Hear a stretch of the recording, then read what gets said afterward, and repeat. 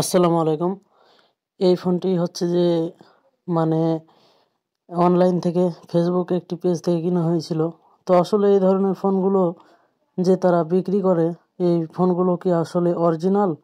অর্থাৎ মাদারবোর্ডের কি কোনো ধরনের কাজ করা আছে, অথবা ফোনটি আসলে ইনটেক কিনা, এই সমস্ত বিষয় আজকে তুলে ধরবো।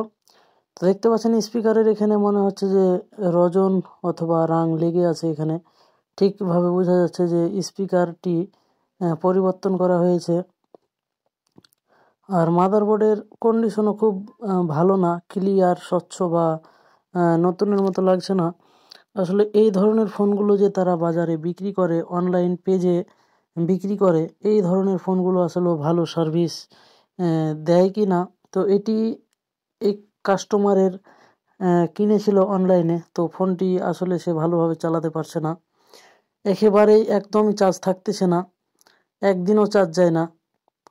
এই ধরনের ফোনগুলো শুধু কথা বলার ক্ষেত্রে ব্যবহার করে থাকি আমরা। তো এই ধরনের ফোনগুলো যদি কথা বলেও যদি একটা দিন চার্জ না যায়, ভালোভাবে কাস্টমার পরিষ্কার ভাবে বা খুব সুন্দরভাবে যদি ব্যবহার করতে না পারে, তাহলে এই ধরনের ফোনগুলো অনলাইন বা ফেসবুক পেজ থেকে কিনে কেউ প্রতারিত হবেন না।